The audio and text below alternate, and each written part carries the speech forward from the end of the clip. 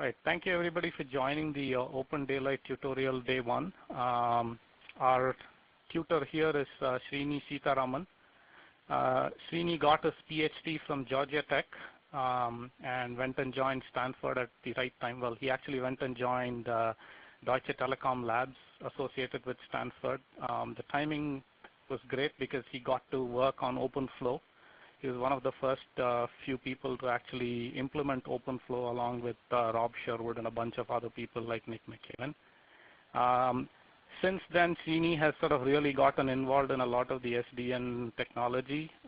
He currently works for Infinera, but in my mind, the bigger achievement he has is he's ODL's ambassador. So one of his big roles is going around educating people on ODL, and so we're privileged to have him come and basically give us his insights on ODL and help us understand OpenDaylight's capabilities. Srini, it's all yours. By the way, this session is being recorded. If you have a problem with you being recorded, please drop out now.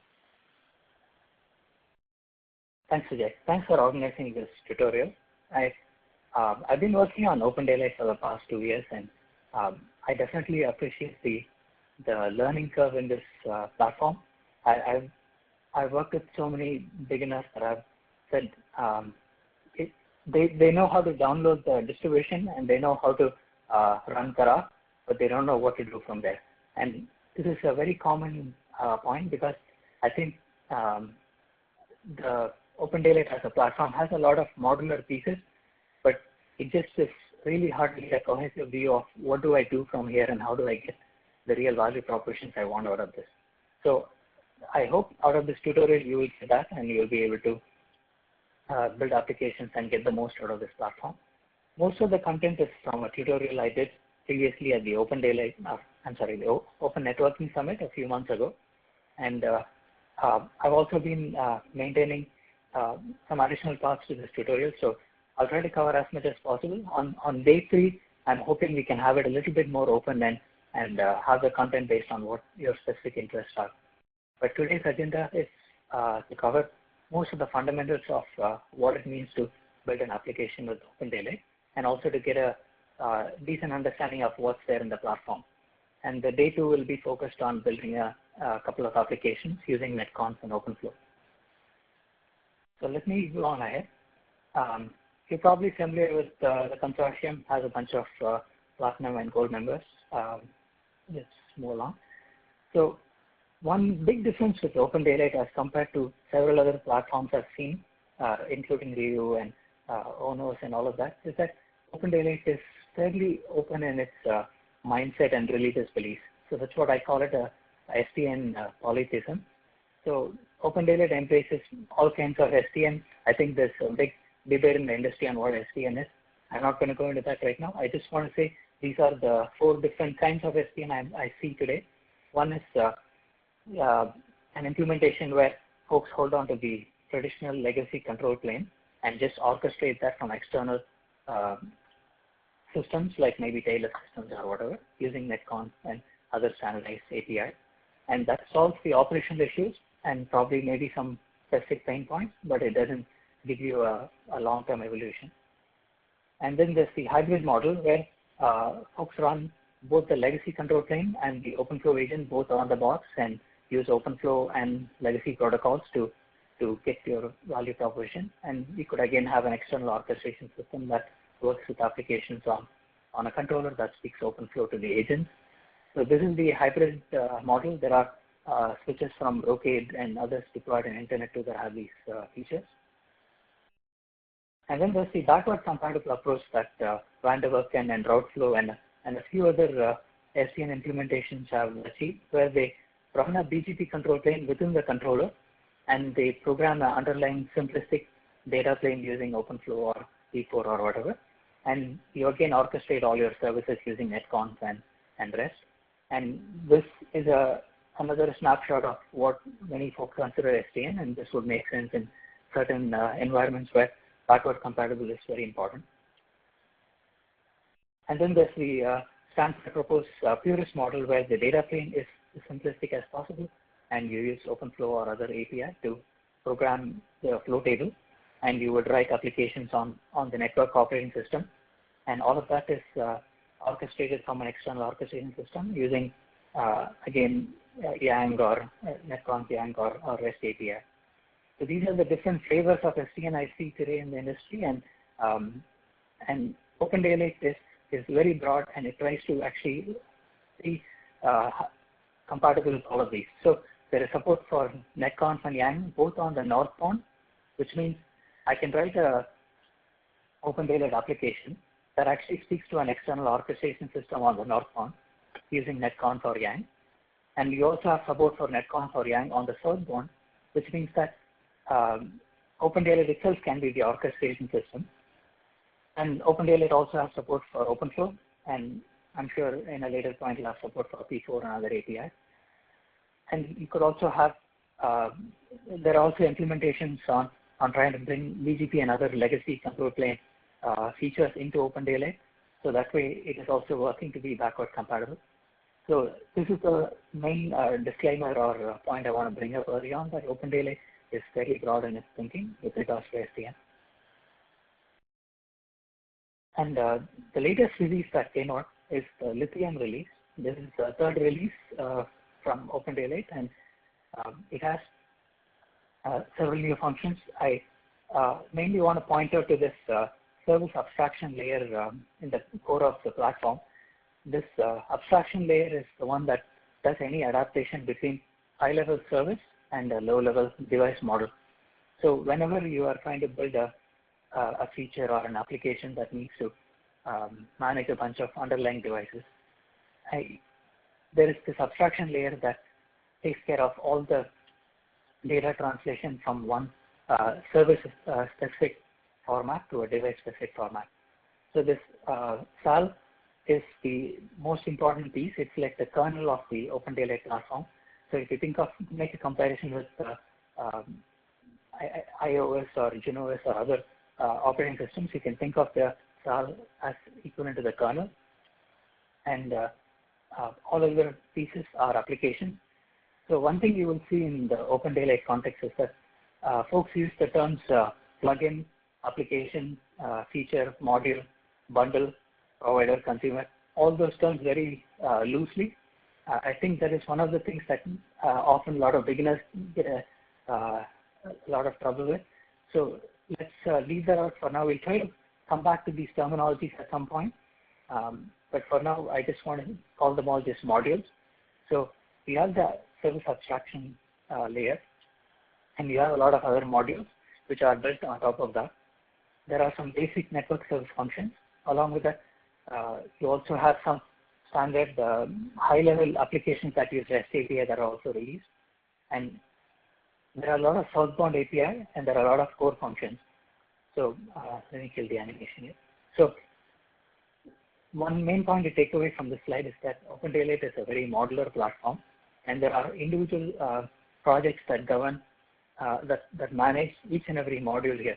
Like for instance, if you look at the SFC, which is service function chaining, there is a project for that, and there is a weekly call where people dial in, and there are multiple companies that dial in to actually coordinate what features need to go in and things like that. So the goal of OpenDaylight from the very beginning has been to be project-based, and there are several different projects, and each of them fill a specific void in the whole puzzle. And often to get your value proposition, you have to make more than one module work for you. So you have to integrate several pieces and have them all run. And this is where the Apache Karaf project came very handy, where you can specify exactly what all modules you want to run, and it will only load the appropriate code for that, so that you don't have a really bloated operating system, but rather you just have only a lean controller that has only the features you want. So in this figure, it is all organized based on what is my northbound application, which is on the top, and what is the core applications which are built into the platform. And then here are the southbound plugins. As you can see, there's a whole variety of southbound plugins supported to work with devices. In this tutorial, I'll mostly just focus on OpenFlow and NETCONF, but certainly you can join any of the calls for these projects to learn more about these specific modules. And I mean, a cautionary note, often there are, unfortunately, with OpenDaylight, by the way the governance model works and things like that, there is a lot of incentive for individual member companies to start projects. So there's always a drive for people to go about proposing new projects and do stuff that is not there in the platform. And that is also very confusing for beginners, because when you go look at the list of projects, you're going to see a list of 40 projects or so, and often you will really have no clue exactly which all features you need out of this, and it's really hard to track all of this. There was a point in helium or even the hydrogen release where there were like 6 projects, and it was fairly simple. I would dial into all the calls and I would know what's going on. But today with OpenDaylight, that is unfortunately not possible. So you have to pick and choose. You need to know which features you would need for your platform and go accordingly. So now that I've got a little bit of an overview out of the way, I just want to get directly into what it means to program in OpenDaylight. So essentially, there are 2 ways one can build an application in OpenDaylight. One is to build an application that's inside the platform, which will basically be loaded inside the Java virtual machine, and you will write it in Java and you will load it using Kara. So that's one way of writing an application. And the second way of writing an application is writing an external application that just uses the REST API or NETCONF to configure things inside the controller platform. So there are 2 ways one can write an application. And in this tutorial, I'm mostly just going to focus on writing an application using Java and inside the core platform, and not as an external application that uses REST or NETCONF, because that's something that you don't really need to know Java, or you don't actually need to even understand the OpenDaylight platform as much. So when it comes to building applications in Java, which run inside the Java virtual machine, this is the main thing you need to understand. Basically, there is a whole model view control approach, which is similar to how you have in the UI world and a lot of other application development. So in the model view control approach, the first thing you have to do is really think of what data is my application going to need and what it's going to use. So the first thing you do is to define your data structures and create a model. And for doing this model, OpenDaylight uses the Yang language, which is standardized in IETF. And so the first thing, even in our tutorial, we would do is learn Yang and see how do I build a model based on Yang. And once you do the Yang model for the data your application is going to be using, and you compile that Yang model in your platform, it will at runtime automatically generate the REST API, which is on the northbound of the application. So that way your view is also automatically generated. So whenever you want to build an application and you want to expose some kind of a REST API to a high-level user interface, your REST API is automatically generated by OpenDaylight. So that's one of the advantages that I see with OpenDaylight. It gives you a lot of quick development time and lets you get to do debugging and development a lot more faster, because a lot of these pieces are auto-generated. And the third thing is, of course, the implementation. So once you have the model and the view, you build your implementation either in Java or Scala. And the main thing that any implementation you're going to be doing does is basically data adaptation. It takes some information from the user as a service configuration or whatever, and it translates into whatever the underlying devices would understand. So essentially, any application you're building is really doing translation of data from one form to the other. And so consequently, any implementation you're writing in OpenDaylight has to handle any changes to configuration data, and should also handle any notifications coming either from the user or from underlying devices.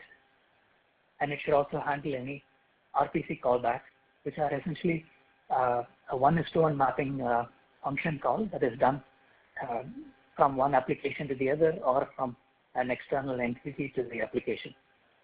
So essentially, any implementation you build needs to handle data changes, notification, and RPC. And these are 3 components that are also modeled in Yang.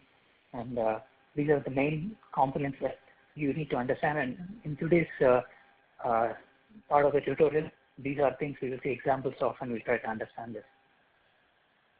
And once you understand this model view control, the next thing is to get reasonably familiar with the platform build tools like Maven, and also there is another piece called config subsystem, which is what really manages the instantiation of any application inside the OpenDaylight platform. And then you need to also understand what are the appropriate dependencies. If you're building an application and it needs to use, let's say, RabbitMQ, you need to ensure that you appropriately write down the dependency for it so that during compile time and runtime, it will be able to find the dependency and link the libraries. And there are also there are a lot of useful tools for debugging and things like that. So we look at that probably on day 3. And it will also be important to learn about existing projects and reuse modules as much as possible. And that way you'll get a lot more leverage from the platform and be able to build code much faster. So this is what really it means to build any application in OpenDaylight. And our goal for the hands-on part later on the day 2 is to actually do this walkthrough. Today we'll try to get a understanding of the platform and Yang, and also answer any questions about what are the different components that one would need when they build applications. We'll really go about building an application on day 2. This one. So let's go on to the Yang modeling piece. So before I start, any quick questions?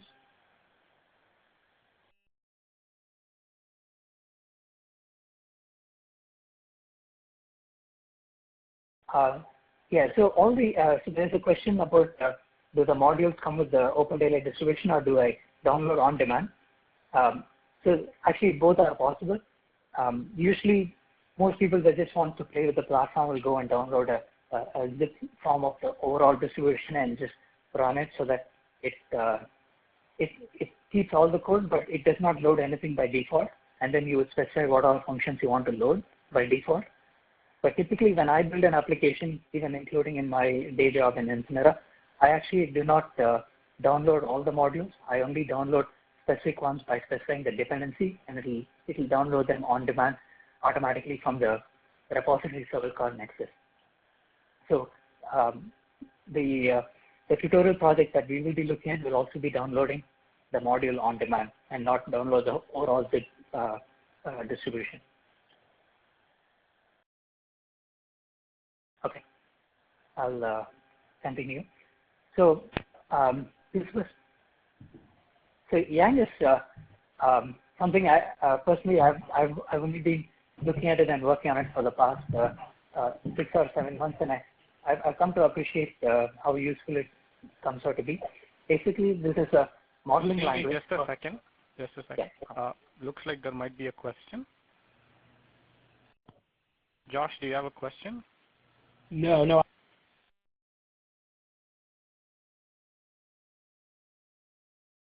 Can you go ahead? Okay.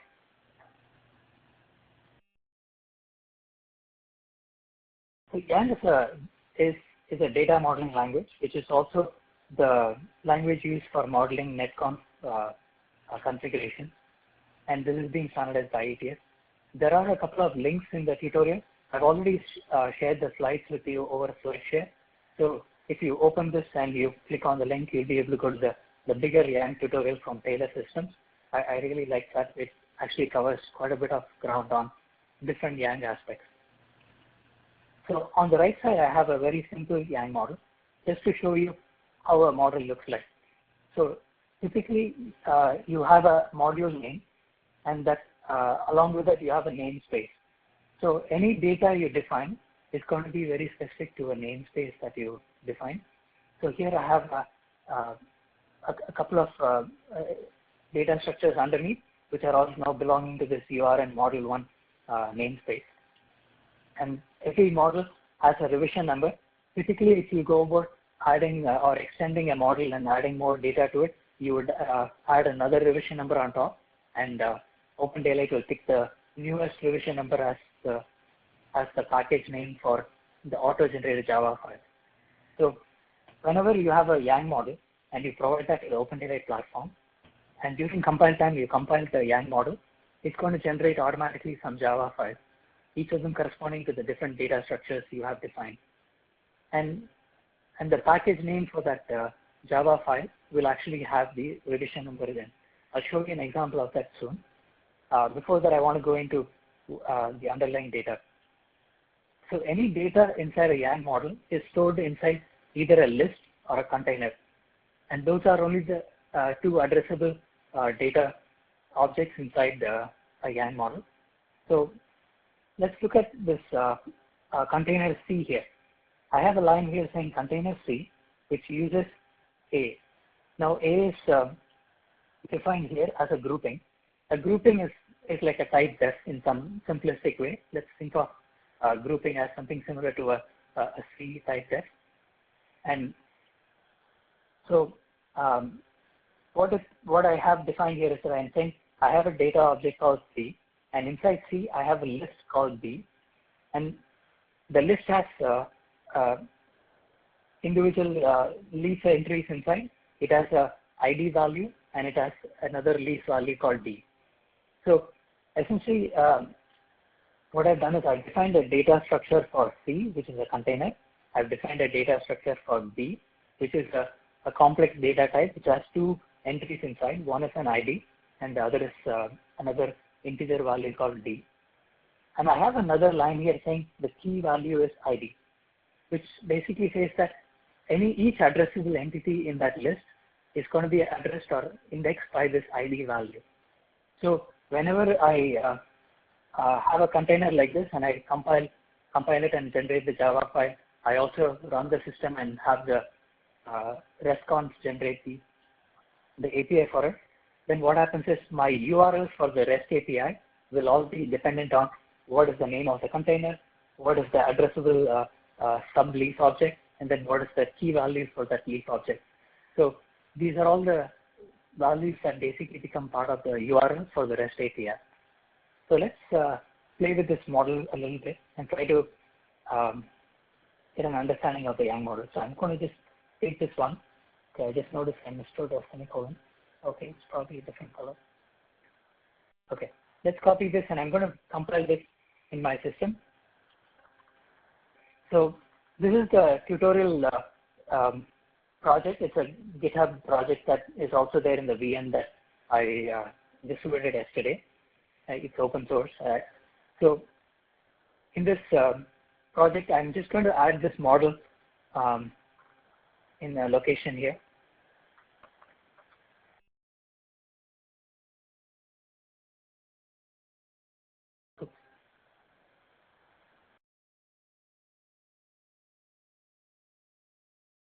Okay, so I have added this model into a file called source main yang model1.yang.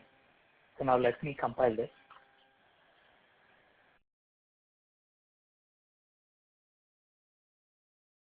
So what's happening now is Yang tools, which is part of OpenDaylight, is picking up this Yang model and generating the Java files for it.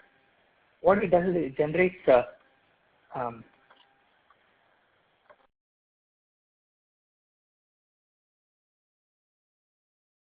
so yeah, here are the files that it generated. I hope you cannot see this screen. Okay. So here are the files it generated. It generated the container C. It generated a C.java, and then for my list object B, it generated B.java, and it also generated the key value for that list. And there are also appropriate builder classes for any data structure. So a builder is what you would be using to really create a data object of that type. Typically, this B.java is going to be a Java interface,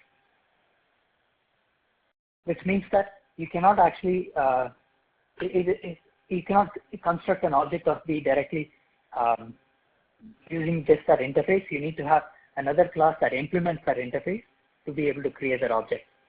So instead, what OpenDaylight does is use these builder classes, which have a lot of methods for populating the value for this interface, so that you can go about creating that object. I know that most of you, I don't know if all of you know Java, but essentially the important aspects in Java to learn are some concepts of inheritance, and beyond that, you need to know what Java interfaces are, because that is going to be something, a core part of OpenDaylight. And almost all the interfaces that you use will all be auto-generated by this Yang compilation, and that makes it a lot more easy and foolproof, so that once you do the Yang and you have a clarity on exactly what data structure you need, then everything is auto-generated. If I were to make a parallel between this one and ONOS, in the ONOS platform, I don't know how familiar you are with it, but in the ONOS platform, there are a lot of statically defined interfaces where you go about writing the interface in Java directly, and there is no auto generation process. So, I mean, they are comparable. It's just that OpenDaylight picked Yang as the modeling language, while ONOS has picked Java as the modeling language. So that is one of the main differences. And also, of course, in OpenDaylight, because of the RESTConf and things like that, the REST API is also auto-generated. And in almost everything you need should be either annotated for the API to generate, or you need to have a statically defined API. So these are the differences mainly with ONOS and OpenDaylight on the fundamental level. So in OpenDaylight, now I have this auto-generated interface. Now let's look at the builder for this. So the builder is nothing but another Java class that implements a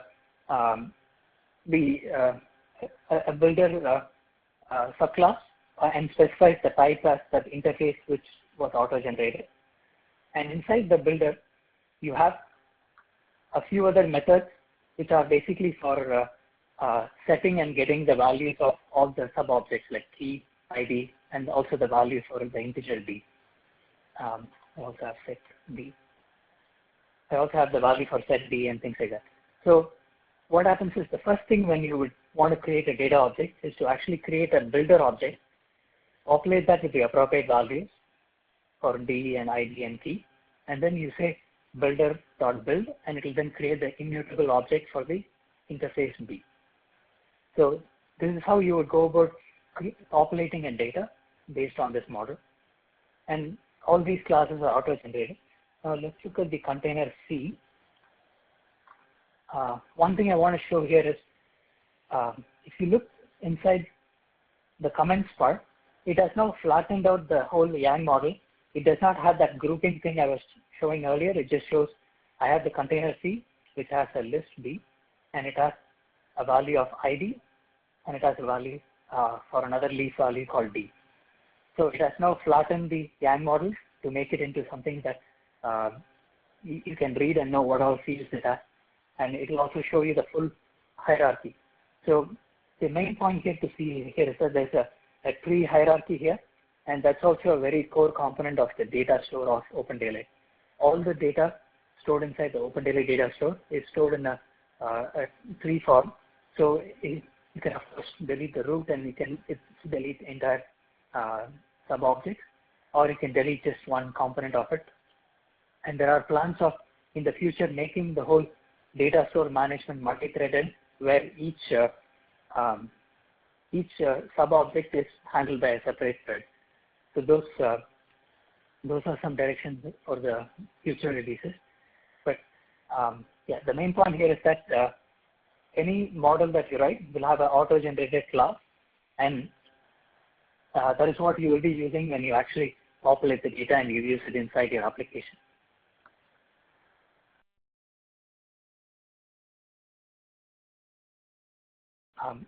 I will just do 2 more slides and I'll come back to questions, because I know this Yang topic typically can be a bit complicated.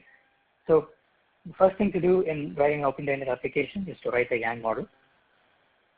And for the for all the data that is kept inside the OpenDaylight platform, it is all managed by the service adaptation abstraction layer. And in this case, because all the data is modeled, it is called the MD-SAL, which is model-driven SAL, as opposed to previously it used to be AD-SAL, which is API-driven SAL, where everything was statically put in Java, as opposed to now everything is done in Yang. So this MD-SAL is the kernel of the OpenDaylight controller, and it's very important to really understand how to use MD-SAL. You probably will never have to change the code of MD-SAL, but it's very important to know what are its limitations and what features it has and how you can use it. And MD-SAL is going to be basically involved in any data exchange between multiple components, and it defines all the contracts between applications which are defined in Yang. And it takes care of routing all the RPC from one application to the other. It takes care of providing notification from one application to the other. It also handles, manages the data store. And now the Yang model which I showed earlier, when I provide it to the MD-SAL at runtime, it generates this structure, tree structure as I show here. You have the high-level container C, inside which there is another container called B, which corresponds to a list object. And the key for that list object is the ID which we specify. And then there's a leaf integer value inside. Leaf integer value inside, which has a value which was populated.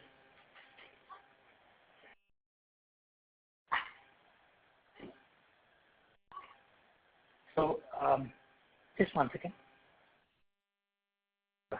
Interruption. So if you don't mind, let me pause my video. All right. So now coming back to the MD-SAL data store. Now the data store has this tree structure and all the values are stored like how I've shown here. Now I could go about deleting just one object in the list, or I could just delete the whole container C and it will delete all of them. And each of these objects are addressable using the REST API. So I could say, so typically the API or the URL would be /response /config the container name, which is C. And okay, let me type out. So typically for this data store I have here, the REST API would be resconf /config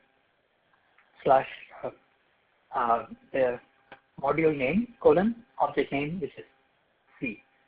So that way all the REST API is auto-generated based on what is my identifier.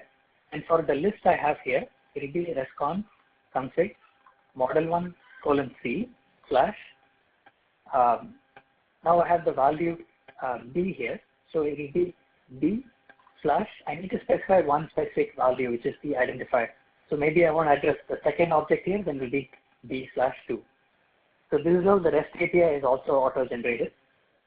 And actually, this will be a good time to pause and ask to see if you guys have any questions, because it's very important to understand the Yang modeling and how it is used inside OpenDaylight, and also the data store role inside MD-SAL.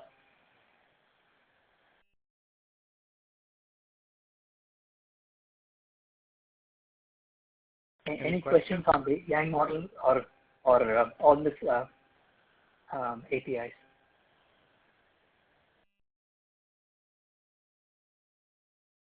Don't be shy, guys. It's great if you don't have questions. I think the some of these keywords are, I mean, it can be a little tricky. I mean, when I first started looking at the Yang model, I was thinking, why did they have to pick another encoding scheme, and why didn't they just use simple JSON or something? And it took some time getting used to it, but I mean, now whenever I write an application, it's fairly simple. I can write this fully from scratch, and it's not that difficult, but it takes some getting used to. So I have a question. Josh Rush on the bridge here. Hey, Josh. I didn't type it in though.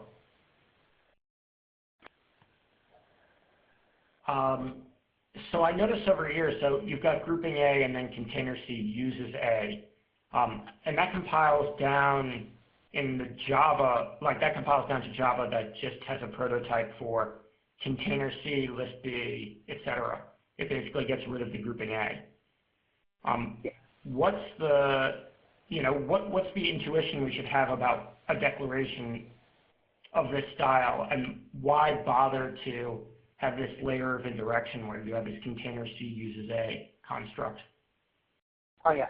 So, yeah, good question. Basically, you would use grouping when you are going to use it a few more times. So, in this example, I actually used the grouping only one time, so it didn't really, I didn't gain anything out of it. But there are times when I would actually define the data store, and I would say uses A, and then I would define a RPC or a notification, which also uses the same grouping. So, it just is a convenience. Whenever I end up using it more than once, then it would make sense. In this example, I probably didn't get the benefit out of really doing a grouping. And that's a good question, and that's also reminded me, I didn't point out to you the package name. So if you look at the package name here, it has partially the namespace, and then after that it has the revision number. And then, so that is the package name for that generated Java classes. This is something that is going to have a very serious impact in the future when you do upgrade your revision to a new revision and you're expecting some kind of backward compatibility and inter-application working and all that. So this is something to just note, that this revision number will change once you update your revision date. I mean, it's not a big problem, but it's just good to remember. Hi, this is Sherry. I have a quick question sort of following up on Josh's question. If you have something that uses a grouping A, but it actually uses sort of multiple versions of that kind of grouping, how do you deal with that? I didn't understand what you mean by multiple versions of that grouping. If you're modeling a system that has multiple, for example, if you're modeling something that has multiple ports, so you have a port model and then you have something larger that contains multiple ports. Okay. I'm going with that? Yeah, so I mean, essentially any grouping that you define can be reused however you choose. Like one thing I didn't do in this, I could have had more values underneath. I could have other leaf values.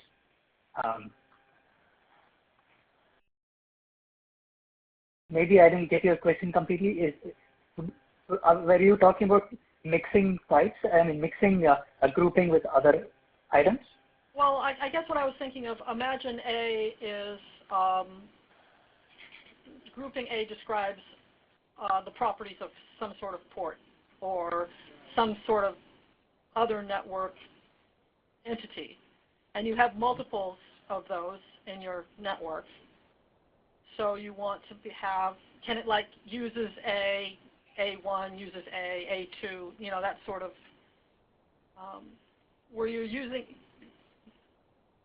No, so here at this place, I'm really only defining my data structures, and there is no context on the different values, but there is one specific construct called when, which will basically say that let's say I have defined a port. I want to use one grouping when the port is of a type X, and I want to use a different grouping when a port is of type Y. Mm-hmm. Then there is a construct called when inside YAM. So it's like a conditional inclusion of a leaf value or a usage based on if a value of some other type is something. So that kind of a conditionality can help do something similar to what you're asking. Yeah, I guess I was wondering, what do you do when a container contains multiple ports? Do you just say it uses the port structure, and then later on you'll somehow? Yeah, I would say it uses exactly. I would first define a list. I would say here's a container or a list of ports, and then inside the list I would say uses the port info, and I could also say when port type is of Y, then you use additional extended port info. Okay. There's also another question on different data types. So yeah, that's a good point. So there are some types like the integer, string, and enums that are fundamentally basic types which you would have for leaf values. So leaf values can never be extended, and there can never be any children for that. And the fundamental types you can use for that are just the simple ones like integer, string, and enums. But yeah, Yeah, those are the main types. One other thing is that anything like here have a list B and a container C. Those are objects that can store data in it, and those are extensible from external modules. For instance, I have a module here called module 1. I can now define another Yang model called module 2, and in that model I could actually extend, or I could say, okay, now I want to add some more data onto that previously defined container called C, and that process is called as an augmentation. And I will cover augmentation a little later, but essentially some of these structures, specifically the list and the container, are extensible. Is it similar to like extending in Java or something, or is it? Unfortunately, it's not similar, because here when you define an extension in another Yang file, it comes under a different namespace.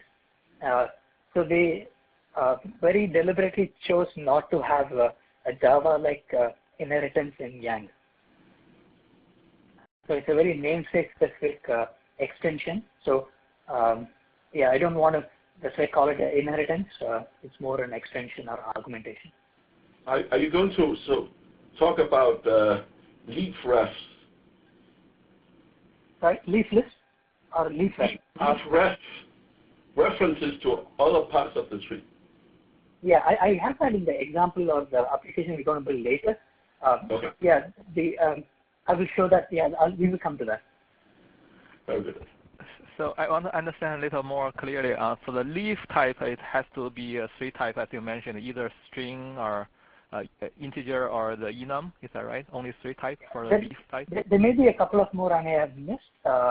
You should look at the RFC for it. There's also another type called leaf list, which is also a non-extensible leaf, but it's a list which is basically a collection of containers, a collection of values. So it has to be a primitive defined by the RFC, not object, anything like object, those things. Yeah. It cannot be an object, no. Okay, thanks. Okay. Cool. Let's move on. So I just showed you how to generate, or rather, so when I compile, it auto-generated my objects, and it uses the Yang tools for it. I remember seeing in the mailing list of owners that even they plan to partially reuse some of the Yang tools of OpenDaylight for generating for the NETCONF Southbound of owners as well. So I think as of now, Yang tools is the one getting a lot of traction with compiling. But there is also another Yang compiling tool called PyYang, which I use, and it also helps you generate a UML diagram for the Yang model, which could help you visualize the whole data structure that you have defined. And this REST API that I showed, in some ways you can compare that with the instance identifier I have on the left side.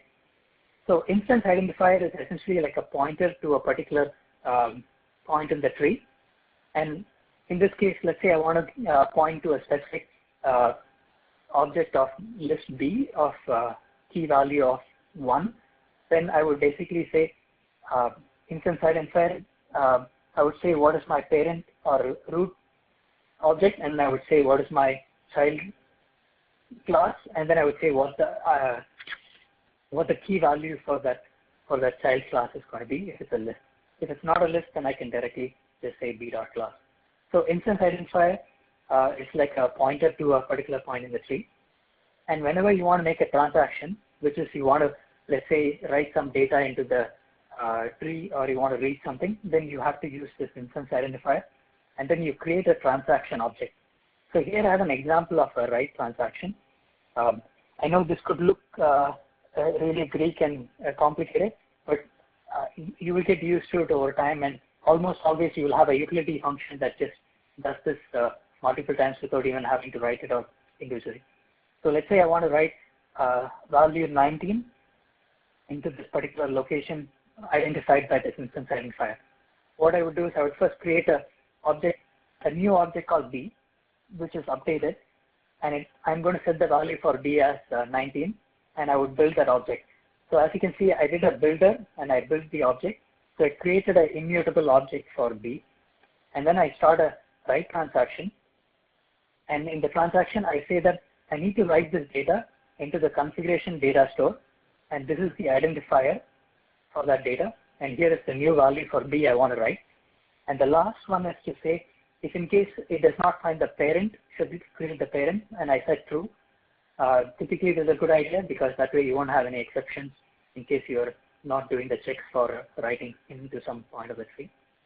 And then I submit the transaction. Once you submit, it's going to go about making the change inside the data. Similar to this write transaction, there is also a read transaction, and there is also a concept of a batch transaction where you want to do 10 changes at the same time. If one of them fails, then the whole thing fails. So that's the transaction chain. So all these concepts are there for manipulating data in the data store. And for all this, basically, you are going through the MD-SAL. So MD-SAL is really a broker for all this data transactions. We'll see examples of this, and this is something you will use in the app development on the day too. Srini, I have a question on the previous slide where you said that Yang is really the core thing, right? So I'm not sure I fully understand that statement. Basically, what does it mean? So here you have Java code that you're manipulating, right? But what does it then mean for you to say that the Yang model is what is being used to keep track of state? And good point, actually. So where's the separation between Yang and Java and so on? So essentially, when I build an application, let's not even think networking. When you're building an application, you're going to build a modular application, and it's going to have multiple pieces, and each module is going to have individual functionalities and specific concern, and it's going to talk with some other module to get something done, either using RPC or whatever. So you're going to have a few modules that interact with each other, and it's going to exchange data with each other, and it's going to store some data into the disk, and it's going to read some data. So anything that involves data, in the case of OpenDaylight, needs to be pre-modeled in Yang. If you don't model in Yang, then you won't be able to send any data from one module to the other at runtime or whatever. So anything that is transacted between modules is going to have to be first thing you have to do is you have to do a model for it. Only then you'll create a placeholder in the data store for that model, and it'll also create the appropriate binding for any RPC or notification or data exchanges between the modules. So it is true that one can write just a single module without even worrying about MD-SAL or anything, and you can do everything. But once you go for more than one module, then you will have to start modeling that in Yang before even actually doing anything with the data transaction or data handling. So it's like a discipline that is enforced on you, even though you're going to be doing Java coding. Before you do the Java coding, you have to do this Yang-based data structure definition. Did I clarify your response? I think so. Okay. So typically here drives the RESTConf APIs, right? Otherwise, you don't have RESTConf. Right. Exactly. And you get REST only when you model it in Yang. Otherwise, so in the previous until like Hydrogen, there was a lot of emphasis on something called AD-SAL, which is API-driven SAL, and in that you didn't have to do all this Yang modeling. You could just directly hook up any data exchange between two modules going through OSGI, and you could also use annotations and talk directly to Jackson and do REST APIs. So there was a lot of this kind of anarchy, I would say, in OpenDaylight early on, but now there is a very strict discipline put in place, and going forward, everything is MD-SAL and model-driven. So I think it's important to get comfortable with the modeling aspect of it. So here is how an application you build will look like, an OpenDaylight application that you're building. You first thing, you run your Karaf and OSGI, and the first thing it does is it loads this config subsystem. which is what is going to take care of instantiating all the other applications. Now, I have two applications inside my Java virtual machine, app1 and app2. I'm sorry to keep it a little abstract and just call it app1 and app2 and not be specific examples. We'll come to that in a little bit. Now, for each of these applications, first thing I do is I define a model in Yang, and then the MD-SAL is going to create a placeholder data structure for both the models. And then any instantiation of the two applications needs some kind of a configuration information, which is also modeled in Yang. So when you write any new application, you need to actually write down some configuration for that application. Like for instance, let me show you a quick example.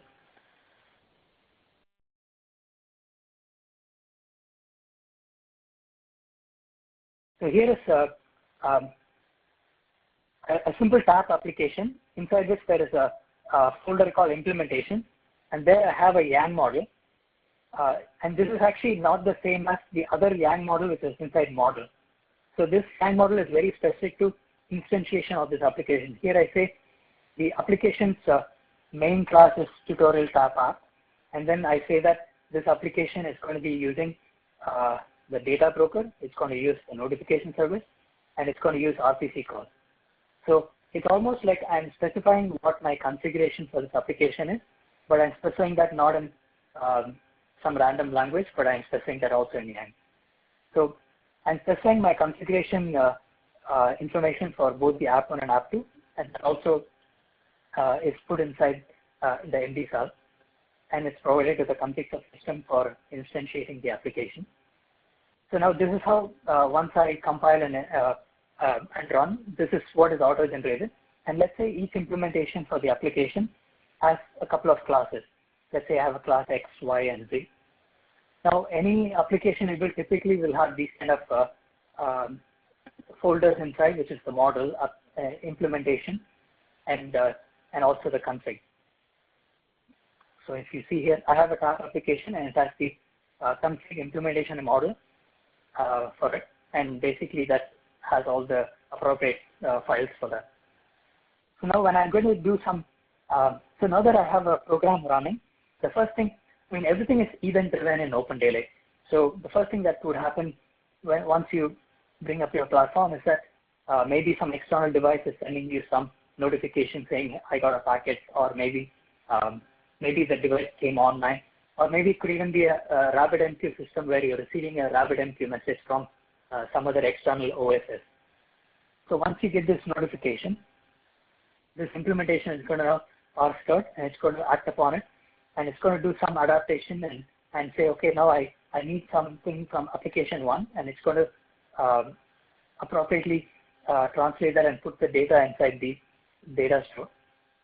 And application 1 could listen on that data change, and it will react on that data change. Hey, some new data has come into application 2's data structure.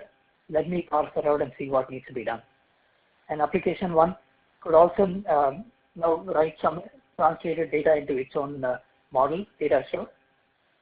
And maybe an end user has configured something through RESTCONF, maybe some high-level policies or intents, and that also maybe can be directly put inside the application 1's data store. And that all that is picked up by another class using a data change, and then it does some more translation and it writes it back into application 2. So these are typically what happens. Actually, this is literally an example of an application that I built inside Infinera, just that I abstracted away the name of the applications and the model names and things like that. So this is typically how an application you build will look like. When they work with each other, they're going to basically keep going through MD-SAL several times. You can see here that I made like almost 6 transactions into the MD-SAL data store, and I also received some external configuration input using RESTCONF, and I also received some external input as a notification from RabbitMQ, and all that is working together, and everything is event driven. And this event number 3 is basically the event number 3 is essentially the data change notification, and event number 1 could be a regular notification coming from MD-SAL, or it could be an external RabbitMQ or whatever. And and then I could also make RPC calls from one implementation to the other. So essentially, anything you're going to be doing with regards to app development is going to go through MD-SAL and make a lot of transactions. And this will immediately come to a word of caution that this will seem to you as a single bottleneck point, and that's really true. And this is something that you need to understand as a limitation, or something that is a feature of the platform. It's like the kernel of the platform, so it's going to be the bottleneck. And there are benchmark numbers that Jan Medved from Cisco published on how many transactions the system can do. Typically, it has been shown that it could do batch transactions, of course, speed up the number of transactions per second. There was some point where they showed you could do about 10,000 read transactions per second and 50,000 write transactions per second. And you can do, if you do a batch, then you can do, of course, 150 batched operations per second. So these are some numbers he talked about at the OpenDaylight Summit. I'm sure those are very specific to his system, and these are something I encourage you to benchmark yourself. But so Srini, good to know that that's a bottleneck point. Yeah. So Srini, I have a question. Is the MD-SAL a replacement for persistent storage? It actually provides you the persistent as well. I was just going to come to that. So how does a database system fit into this?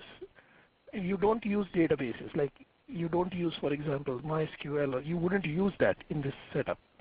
So here, what I don't show here is that in MD-SAL there is an adapter for persistence, which uses Akka's default persistence, and it takes anything that you have in a data store.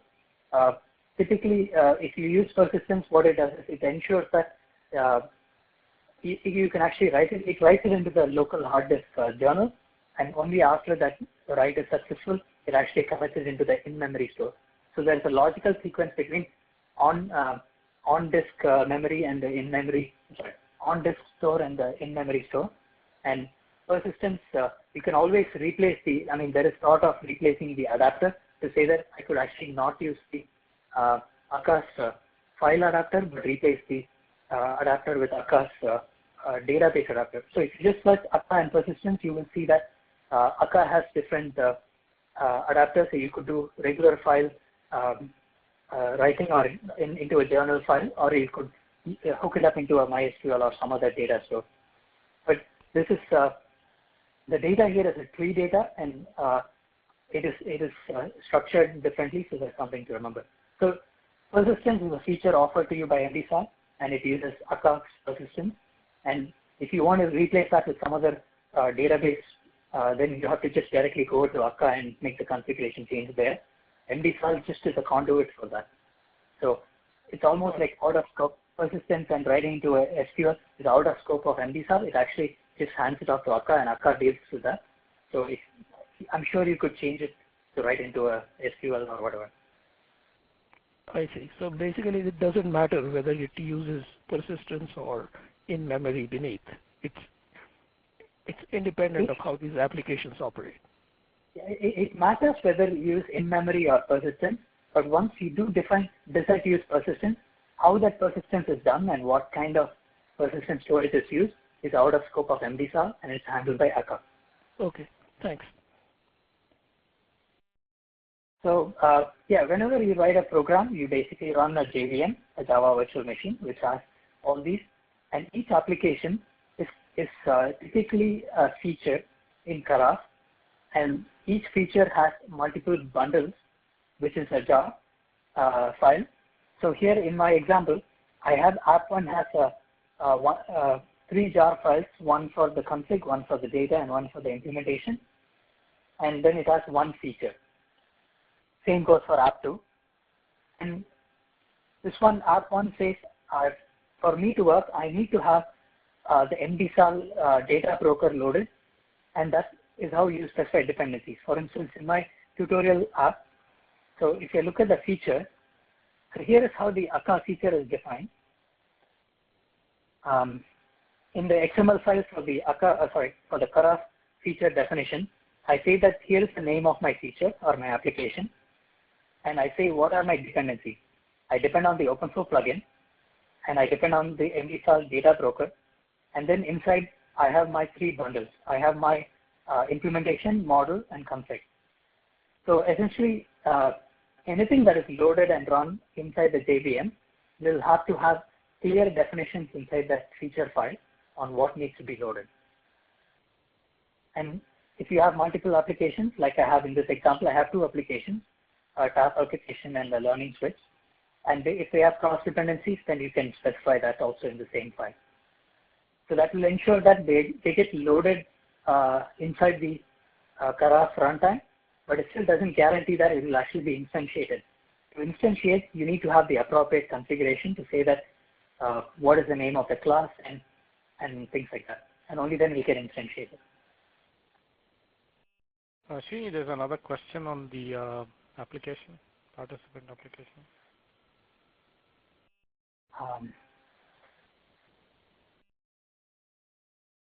Good point. So the question was about the external device going directly to the application. In my example long back, I used to have this as a RabbitMQ system. So I had an external RabbitMQ system that was directly talking to my R2 implementation. But if you're using an OpenFlow device, typically OpenFlow device will go through the MD-SAL.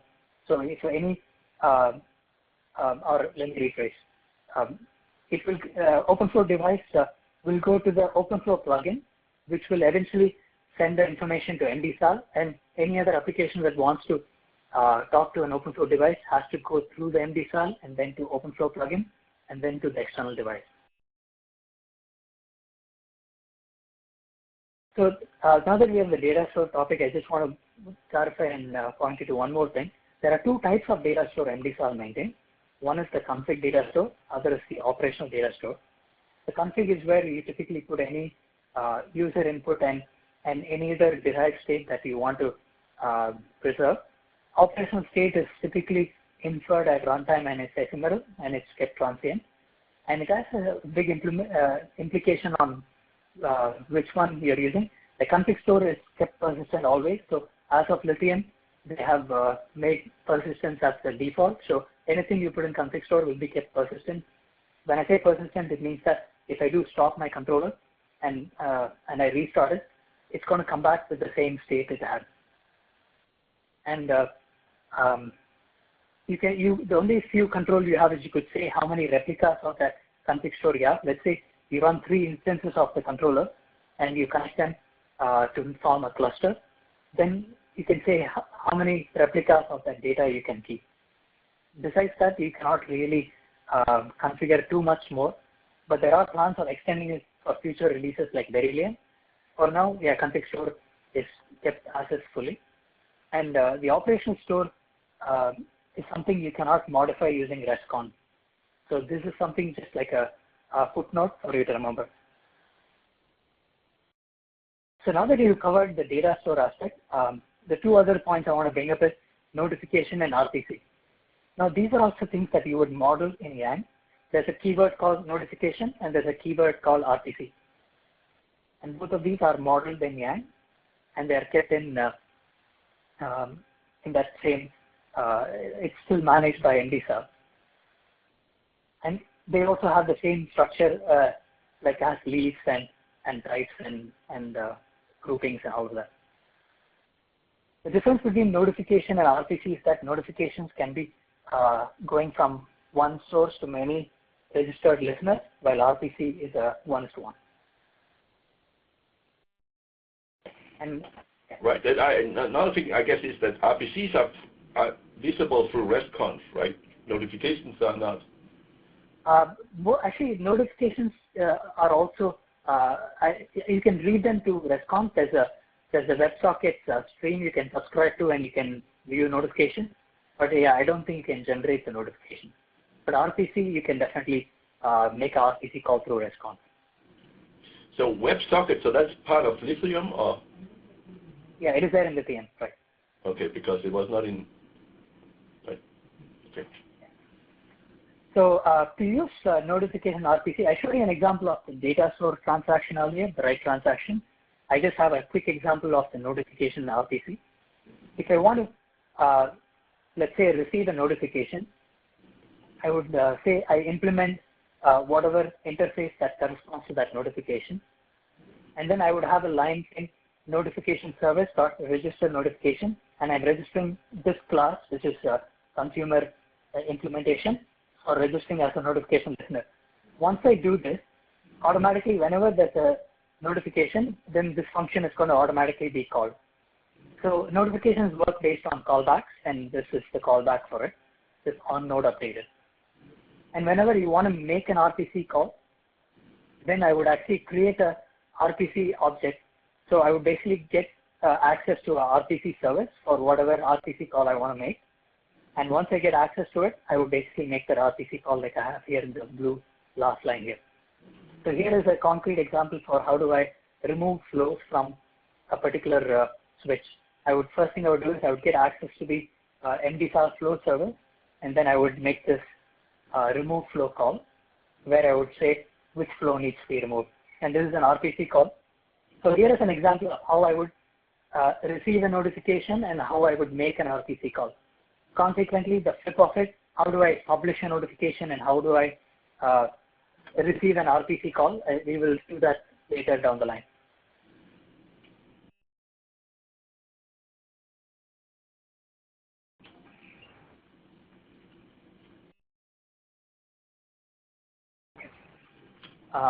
Now, the only other thing I mentioned in passing in that figure earlier is that the MD-SAL notifications are very similar to the data change notifications. Let's say I have a data structure or a data store, and you make some change to it and someone writes some data to it. Now that will generate a notification which multiple people can listen to. So there's a lot of parallel between the Yang defined notifications and the data change notifications. They are very similar, but the purpose is actually very different. Notification is supposed to be not necessarily, or the purpose is different. So let's look at one concrete example of how the learning switch works, and this actually uses all three of them: data store, notifications, and RPC calls. So here I have a data plane which is generating a packet in, and the packet in is received by the OpenFlow Java, which is a bundle, which is a module in OpenDaylight. And OpenFlow Java is going to pick that up, and it's going to send that packet in as a notification to the plugin, which in turn is going to send a notification upstream to the learning switch, which is registered as a listener for a packet in. And once it receives a packet in, and let's say the learning switch wants to do a packet out, it is going to do a RPC call for transmit packet, and it's going to send a RPC call with the data, and that RPC call is routed to the OpenFlow plugin, which hands it over to the OpenFlow Java, which is nothing but the wire protocol, which sends out an actual packet out. Now, whenever, let's say, I want to program a flow, the learning switch will send a flow program. To program a flow, actually in OpenDaylight, you have to make a flow object, and you need to put it in the config store. So I'm creating a flow object, and I'm putting it inside the config store, and that is picked up by the flow programmer as a data change notification. And the flow programmer is going to morph that, and it's going to make a different flow object, and it's going to do a RPC call to the OpenFlow plugin to program a flow, and that is sent down to the wire protocol, which sends a flow mod out to the switch. So here you see that I have a RPC call that trickles down, I have notifications that come up, and I have data changes that are sent onto the config store. So this application is actually doing all three of them, and this is typically how you would also build another application. And here, some of these modules are pre-written, or it's from the OpenDaylight platform itself, like the OpenFlow plugin is from the OpenDaylight platform, MD-SAL is from the platform. Flow programmer is also there inside the platform. So you would just use all of that. And you could also optionally use RESTconf to do all of these. Like I can actually program a flow through RESTconf, directly to my MD-SAL, which gets picked up by the OpenFlow plugin. So there are, we'll do an example of this on day 2. So here is an example of how the learning switch works.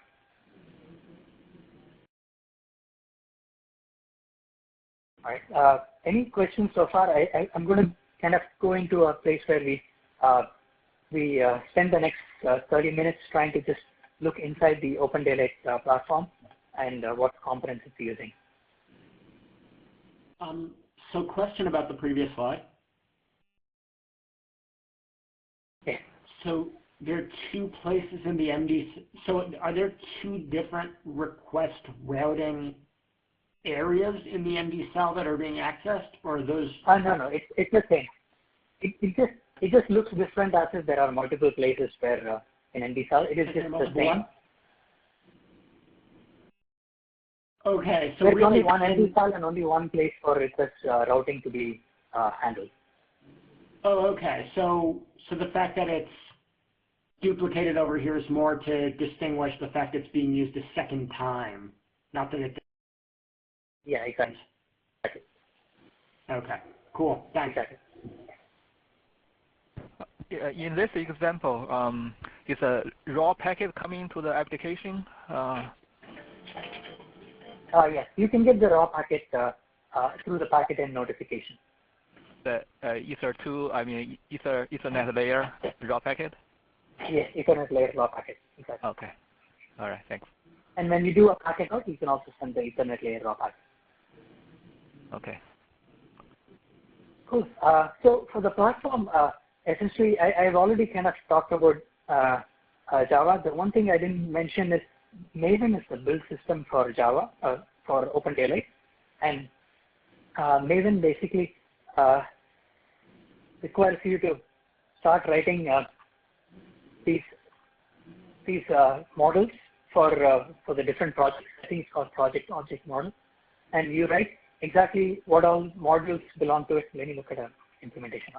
So yeah, here is how the XML file looks like. You can think of this as the equivalent of a make file, just that here I have appropriate dependencies mentioned, and Maven itself has some plugins it could use for extending its own functionality. So all the Yang generation is done using Yang tool plugin. And then here for the main core functions of the implementation, here are the dependencies. I say that I have some utilities I use. I use the model, and then I use the flow service. So these are all the dependencies for my application, and these need to be specified before I compile. And once I specify, I can go about compiling it using this Maven install command. Typically, what I recommend and what I do also personally in my development is I use an IDE like Eclipse or IntelliJ for building the application. But then when I actually compile and run, I use my terminals for doing that. And here is a slide which I would like you to try out whenever you get a chance. I'm not going to go into it. Essentially, it gives you how you would, if you want to just get lithium and fiddle with it, what do you do? Here is how you download and you unzip it. And once you unzip it, you can run the Karaf executable. And once you load it, it's actually not going to have any application by default. And you have to do the feature install to actually get what you need. So here are the feature install. So this is like your homework. If you can try this out, that would be great. Install the UI and install the OpenFlow plugin and the L2 switch. And have a look at the UI after connecting here. And you should, if you do run Mininet or something, you will see the switches show up, and you can even be able to do a ping between the host on the Mininet. So here is how you would run a controller.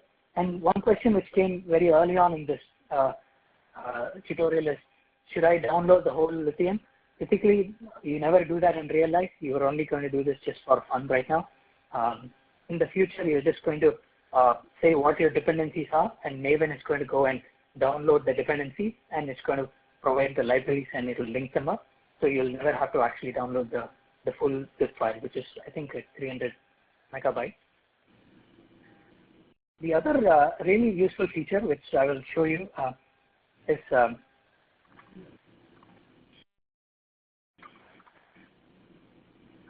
is the REST API. So this has been one of the significant advantages of modeling in Yang and using RESTConf. Basically, your debugging life becomes so much simpler. All the data structures are now visible from an external REST API, so that gives you an instant watch function like a debugger would, and you can keep checking what is the current state of the whole system. And there is also another feature called the API docs that basically lets you look at all the different models which are preloaded. For instance, let me install that API docs feature. I'm not sure if my font size is good. Let me just increase this a little bit. Okay, so I'm just installing the MD-SAL API docs.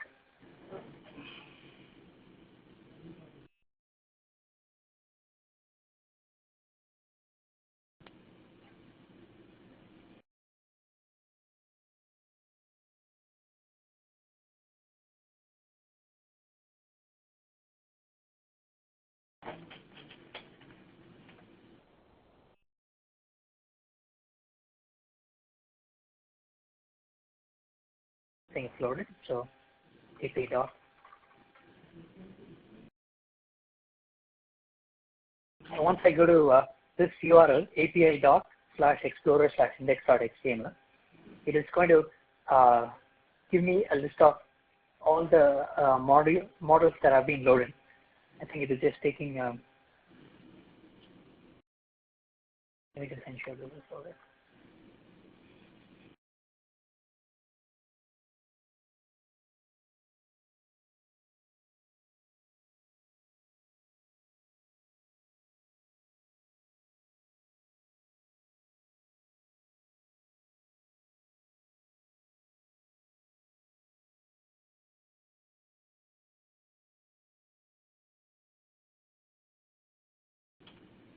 Yeah, I need to check why there's some issue on my system, but anyways, the UI would look something like this on the right side.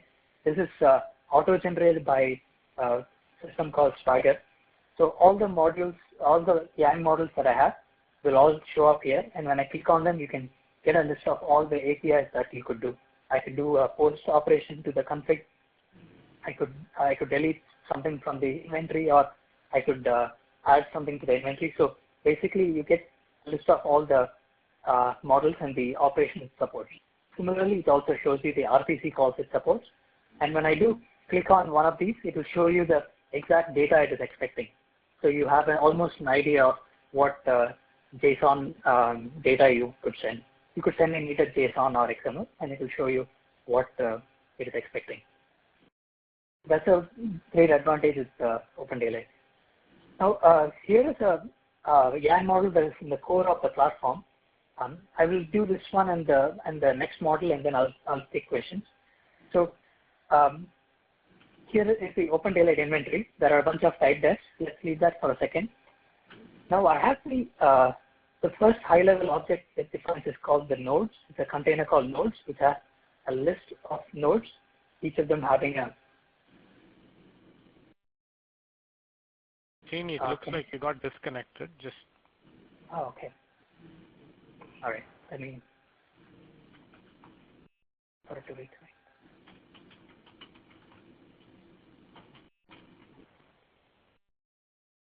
Okay, let me start with this slide. So the OpenDaylight inventory is at the core of the platform. Essentially, any external devices that the OpenDaylight system is going to work with will have an entry inside the OpenDaylight inventory. These can be NETCONF nodes, it could be OpenFlow nodes, it could be OBS DB discovered nodes. So all those are actually entered in a common structure inside the inventory. At a high level, the inventory has a list of nodes. So I have a container here called nodes. Inside that I have a list of nodes, and it has an identifier, which is a URI or a string value. And then it uses node grouping, which is defined up here. So essentially, it is it has the ID, and it also has a list of node connectors. And node connectors is just a different name for interface and or ports. And now if I look at the node connector also has nothing but an ID, and it has that's about all it has. So essentially, I have a list of nodes, with each node having a list of node connectors, and all the individual node and node connectors identified by a URI value, which is type defined here. Now, the reason why you don't see any more data inside the structure is because the primary purpose of this model is just to define the basic structure and let individual modules augment them by adding data into it. So if, let's say, I wanted to flow programming, then I would actually augment the node model to add the OpenFlow rules inside the node model. Or if I want to do some other NetConf configuration, I would just add it inside the node config. So essentially, the goal of this basic structure of OpenDaylight inventory is just to provide the rough base platform or base structure, and then you can augment it in different modules. And it also provides some high-level notifications for receiving any node updates or node connector updates. And here is where one of your colleagues asked about reference objects. There is one more type in Yang called the node reference. Here it has been defined here as type instance identifier. Essentially, what is this doing is that if, let's say, I get a notification saying node has been updated, along with that notification, I would get a reference or an instance identifier for which node was updated. So it's like a two-step process. I first get a notification with what changed, and then I take that instance identifier and go look inside the data store to see which node actually has been edited and what changed and things like that. So instead of actually copying large amounts of data and sending it around, you just send a reference to it. It's like a pointer, so you send a reference to it. There are two kinds of references you can do. One is called a path, where you provide it's almost like a string representation of the path or the URL or the REST-conf API or URL. The second one is actually providing an instance identifier, which is a Java type that has a root followed by multiple children. So there are two types of references you could use, and I've seen both of them be used equally. In the past, there were certain limitations on REST-conf not being able to deal with instance identifier, but that has been fixed with Lithium, so you could equally use any kind of reference you want for doing these. So I could also have maybe another data store or data structure that points to a data in a different data store, and we could do these things using references. And that is what we do extensively in the network topology and in other data structures. Because if you see here, this data structure really has only the node and the interfaces, but nothing about link information or topology. So I will show you subsequently a network topology which makes references back to these nodes here. So Srini, I mean, before just one last point, you can augment any data store to add data, and that's what OpenFlow plugin does. So OpenFlow plugin augments the node object to add all the switch descriptions, OpenFlow features, tables, meters, whatever you want inside the node object. Similarly, in the operational store, it augments it to add statistics. So you can augment the node object to add any more you want, but just that you do it in a different namespace. Right, Vijay? Yeah, so this was a little bit abstract to me. I don't know about the others, but I wasn't sure. I'm not sure I fully followed everything that you were saying, and it sounds very important. Can you maybe go over this again? I was going to show you an example of that.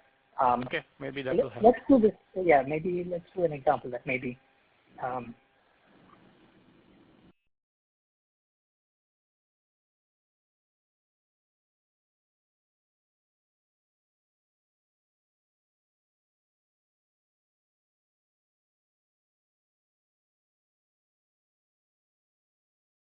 Okay, so I have a running OpenDaylight system.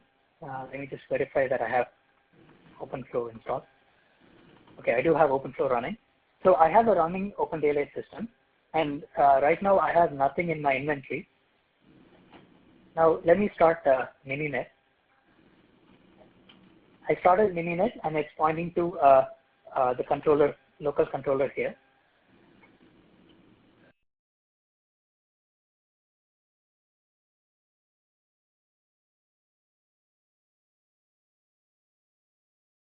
Okay.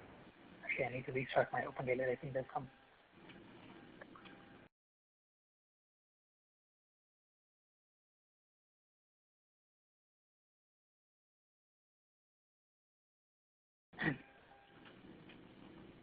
So here is the basic structure of the OpenDaylight inventory, and here is an example of what you would see when I actually do start the controller and connect the switch onto the controller.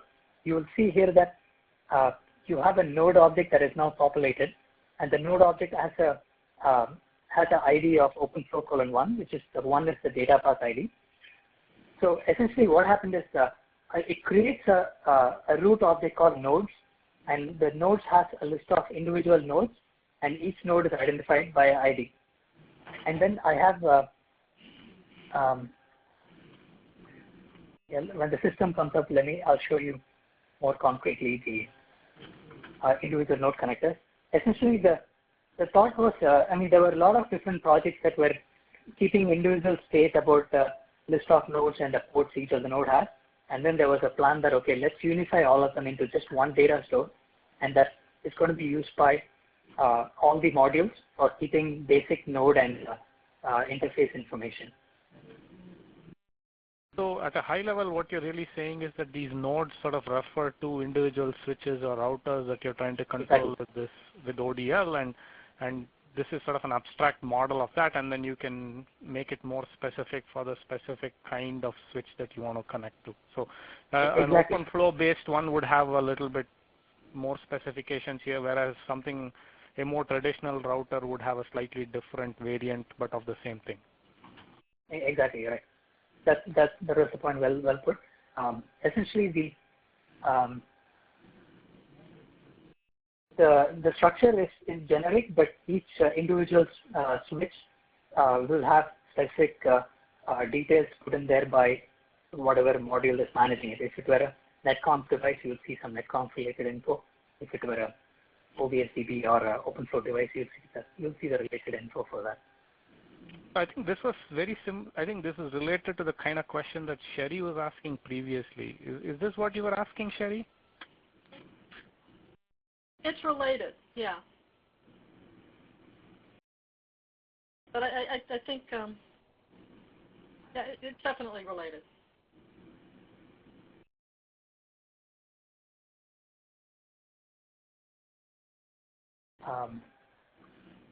Let me come back to this getting the Mininet to connect my controller. I clearly have some problem here. But essentially, when I do connect it, this is what you would have seen. You would have seen, because I spinned up one OpenVSwitch Mininet node, I will see one switch show up here, and it will have a bunch of node connectors in it. So,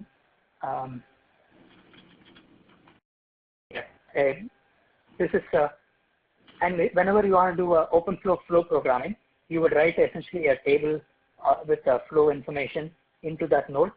So all this you see in the screen here from this point onwards to the end is really just an augmentation done by the OpenFlow plugin for keeping the flow information. But the basic skeleton was what was there in the inventory, which is the node and the ID.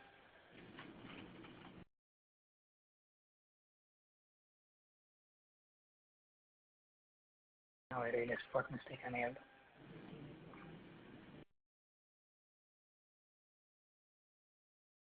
Sorry, so there's something wrong on my side. Okay. Similarly, there is another YAN model for the topology. This is the same as the IETF defined YAN model for the network topology. The inventory was actually very specifically built in OpenDaylight, while the network topology is from IETF.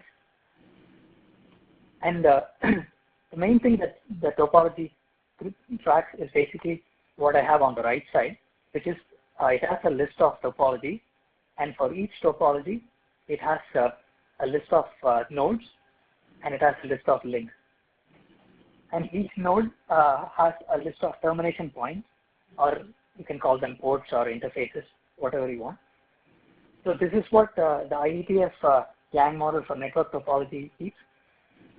There is some talk in OpenDaylight to get rid of the OpenDaylight inventory and just try to consolidate in under one umbrella. But right now with Lithium, we're not there. And so let's just keep them separate in our discussion as well. So the network topology is where it keeps track of all the links. And I would essentially go about keeping references from my node attribute or my node inside the topology data structure to the inventory data structure. I could have references, and that's what OpenDaylight adds. So the node ID here will actually be the same as the ones used in the other one. And also there is an augmentation, which I have not shown here, which also has a reference of an instance identifier back to the other data structure. So the network topology keeps track of all the nodes and links, which the IETF model specifies. And typically, when you are going to look at a new Yang model, what I would encourage you to do is to start looking for the keywords of container and list, because those are the top level or root level objects that keep data. And then after that, you can start going deeper and start looking at, okay, now my node says that it uses node attributes. Let me go see what node attribute has, and then you can go see what it has. And I think, I mean, most of the Yang files can run hundreds of lines, so it can get complicated very quickly.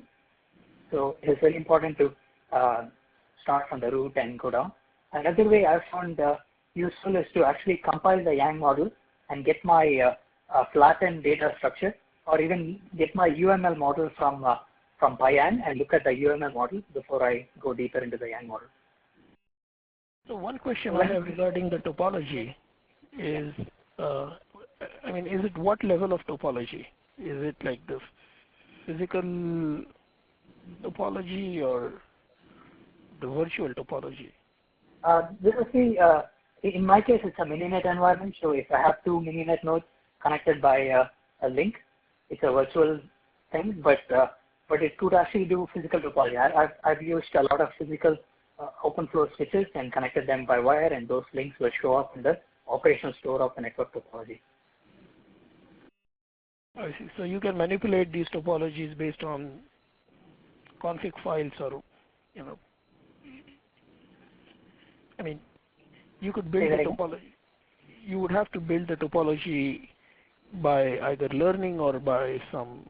Right. And this is what the OpenFlow plugin does for you. So the OpenFlow plugin will populate any links that the OpenFlow plugin will discover. But of course, you can write an application that uses a completely different mechanism for identifying topology or links, and you can maybe, who knows, it's an optical device. Maybe you're connecting two layer 1 devices, and you've discovered a link using some other TL1 or some other mechanism, and you want to populate that. You can still use your data transaction, and you can use a write transaction, and you can write into the operational store of the network topology. And you can one thing I do want to point out is that it is the operational store. Network topology doesn't have a config store, or at least conventionally we don't have anything on the config side, because topology is typically, at least in OpenDaylight context, is considered ephemeral. Having said that, I have seen examples where certain statically configured links, like for instance, okay, here is a L1 device that connects to a layer 2 device at this point, then you can statically add that link into the config store, just for your own sanity. I see. So it is extensible, and you can access this topology through RESTful calls and get the nodes and the links. Exactly.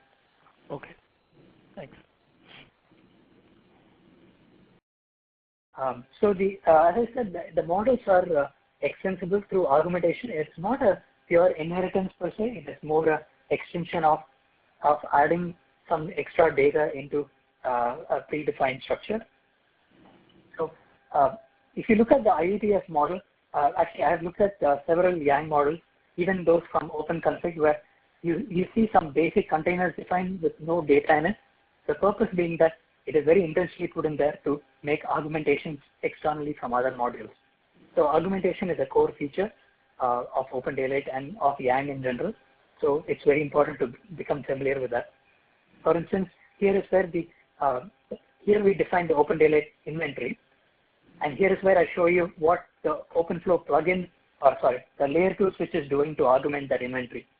It is first thing is defining the inventory and defining a namespace for it, and then within that namespace, it is saying exactly which place you are going to augment.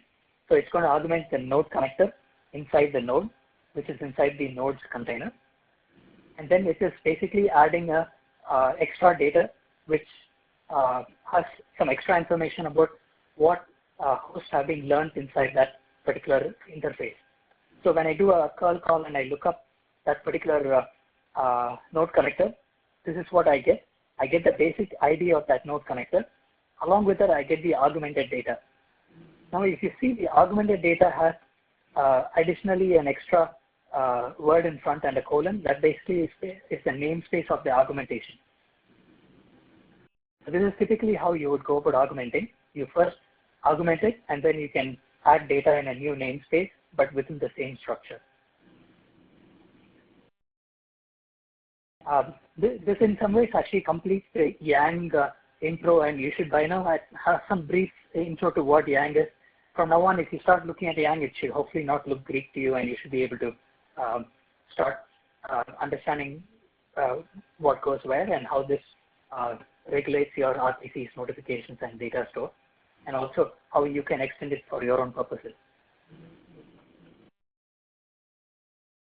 I'm just trying to show you that one last example of the inventory. Okay, so I now have one mininet switch running, and previously I was trying something with NETCONF this morning and I screwed up my controller. So I've recompiled and everything is good now. So inside my, so here is my operational store of the OpenDaylight inventory. I'm using RESTconf to view it. I have my top level container called nodes, and I have a list of node inside it. And the first node I see is my OpenFlow 1, and along with that I have these augmentations of which were done by the OpenFlow plugin. And then I have the list of node connectors. So I have 4 or 5, no, I have 3 interfaces. So 1 node connector, 2. So I have all these node connectors that are part of that node. These are the basic things that are part of the OpenDaylight inventory, but the group features, meter, and all of that were actually augmentation. But when you look at the rest, you don't actually know which is what. It all just looks flat, and that is intentional in some ways. But if you want to look at the namespace of something, you can look at it and you can say which one is an augmentation and things like that. And it is possible that you have 2 modules that are trying to augment something with the same thing with maybe similar sounding name. In that case, the namespace is what you would use to differentiate which data you really care about. So let me stop my mininet and start a slightly more interesting topology, and let me do a linear one so that you can actually see a link as well. I'm sorry, I'm assuming here you already know what mininet is. Yeah, most of us do. Some of us do. What am I doing here?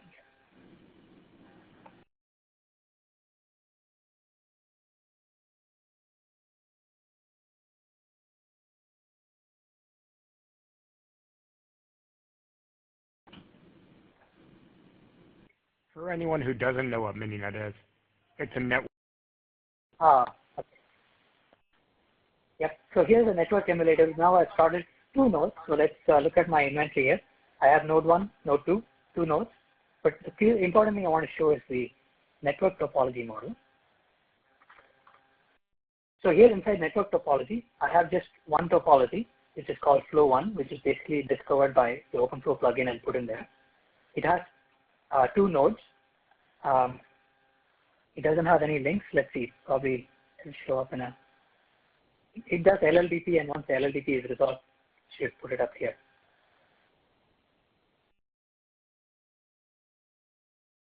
Oh, yeah, in my mininet, I don't redirect things to the controller. Okay, now let's fix that. I've added a rule in my mininet to say that send any unknown packets to the controller. So now the link should show up. Yeah, here I have the link now. So I have my link between two interfaces, between this node connector and between this node connector and this node connector. Here, sorry. So essentially, link information also gets discovered and put in here. But I mean, there's no rule stopping you from putting something statically inside the config store of network topology. And I've seen implementations where we do that in the optical side, where certain links are statically created and not discovered. So yeah, I've already mentioned that Yang tools generate most of the code for you. And there is a link here I provide, which I encourage you to look at, on what is the Yang to Java mapping.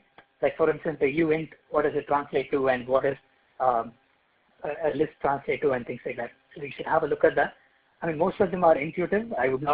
You shouldn't have to worry about it. And also, of course, if you use an IDE like Eclipse or whatever, it will actually tell you what type it belongs to.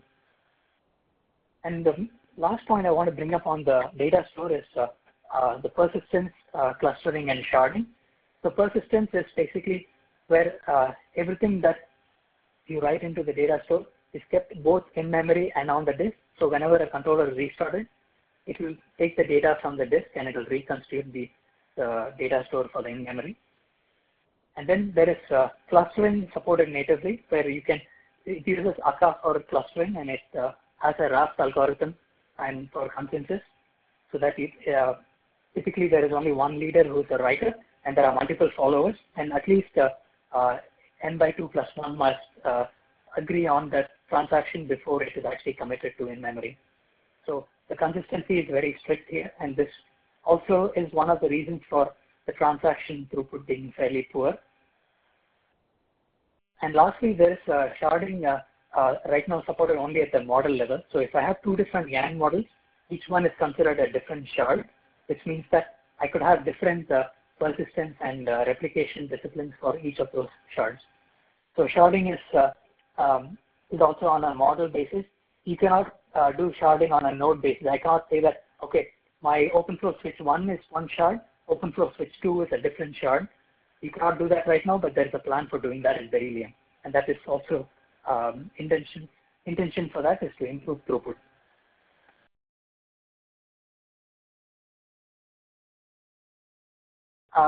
Any questions? Let me take a pause here and see if you have any questions. The remaining pieces I have for today, I think I would ideally like to just gloss over the Southbound plugins. But before that, I want to see if you have any questions so far of the Yang models or the two specific models we saw, the inventory and the topology.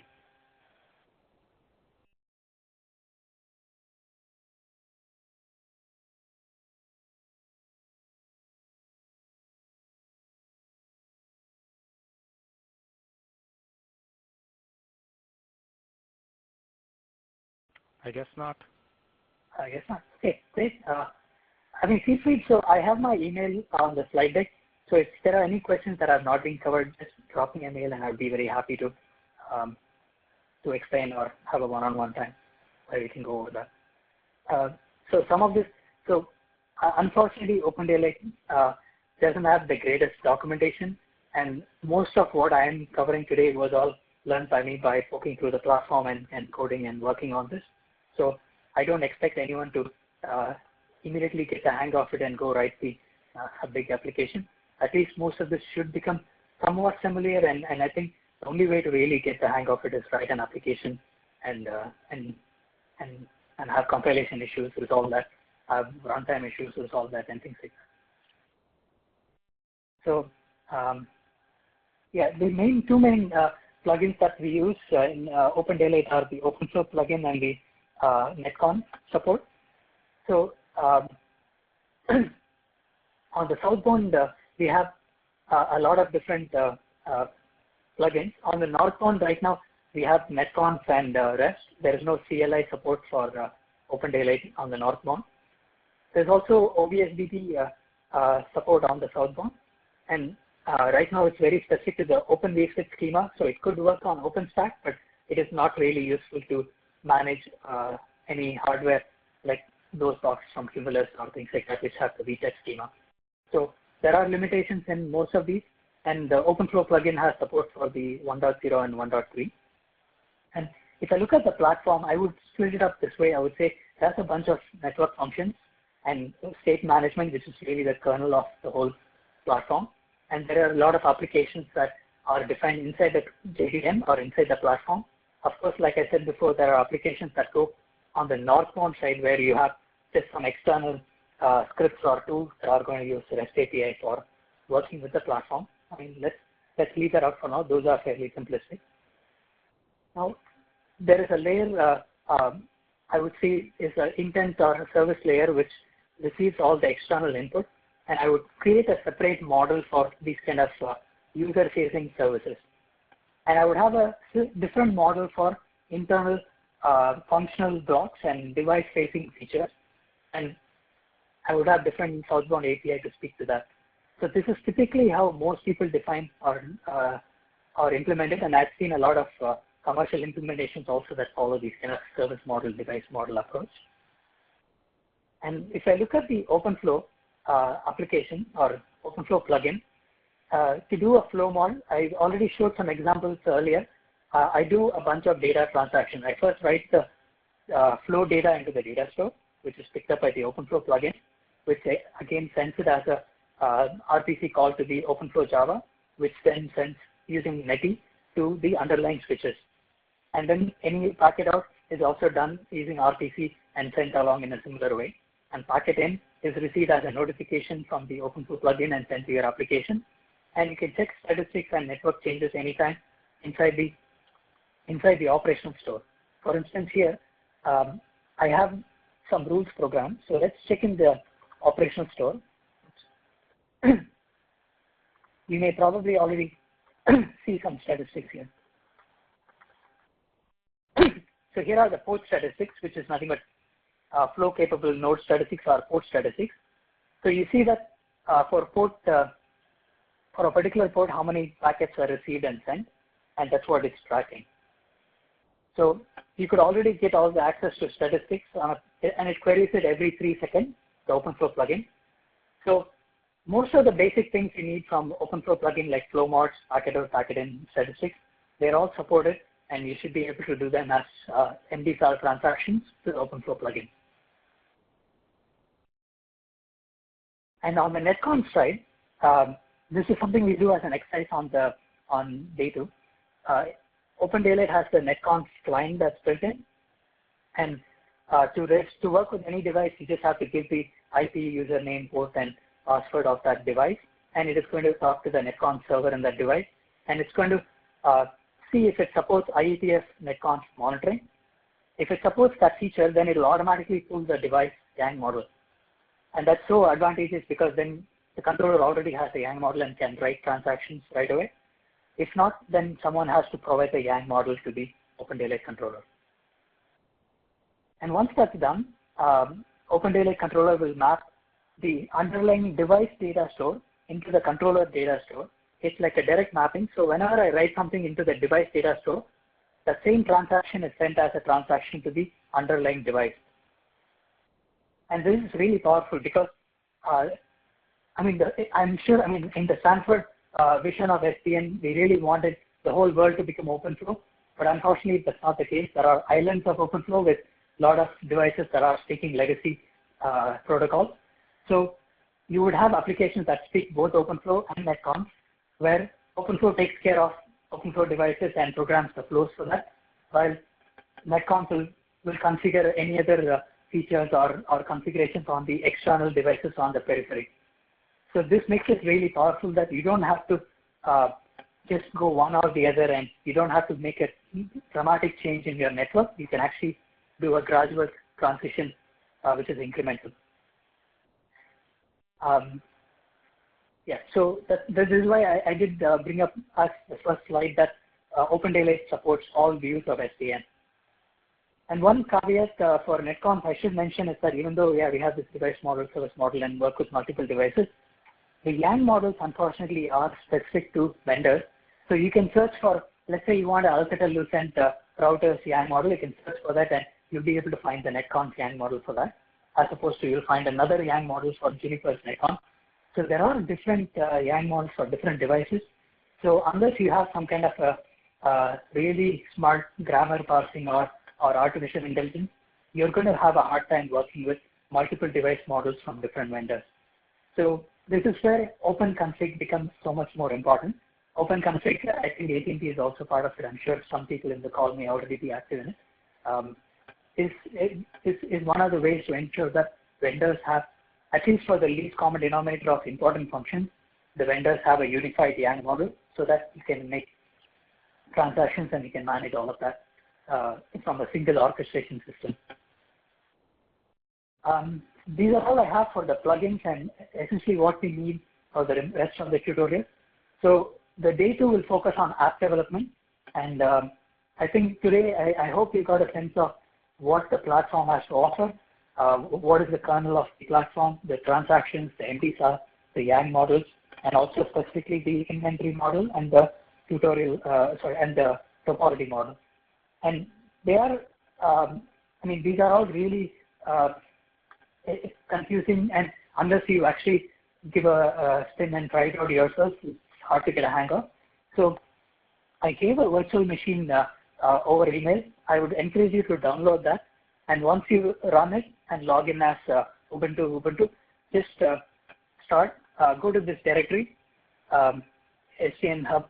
I guess I have instructions from there. Just go into the run location and run Karaf and run Mininet, and you'll be able to go to the different REST API yourself, and you can poke around and you can see the different data stores.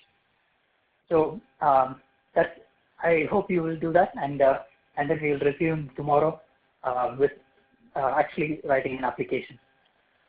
If you have any questions, I'm happy to hang out for a few more minutes and take questions. Okay. Yeah. Actually, good point. Someone. Yeah. Go there's on. A question. I'm sorry I ran over time, but there is a question on application and plugin. Yeah, that's a very important question. So this is something I brought up earlier on that in language, people use application, plugin, module, bundle, provider, consumer, all those very loosely. And I think it just, when I was a beginner, I found that way too confusing, and I would encourage you to not pay too much attention to that. Right now, for our purposes, a plugin and an application is just another module, another bundle, and it provides a certain functionality. It reacts to events, and it basically makes transactions to the data store, and that's pretty much all it does. So application and plugin, they're all the same for now. It's just that eventually you want a plugin to be something a bit more generic and provide a service to a large set of external or other modules, and those kind of things will come out of implementation more than by design. I think you'll see that, at least from my experience having built something for the commercial world, you don't design a plugin on day one. It kind of comes out of your implementing. You'll see that certain functions are core to your functions, and then it becomes a plugin will come out of it.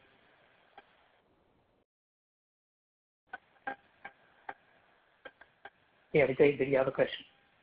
No, I don't. Any other questions, guys?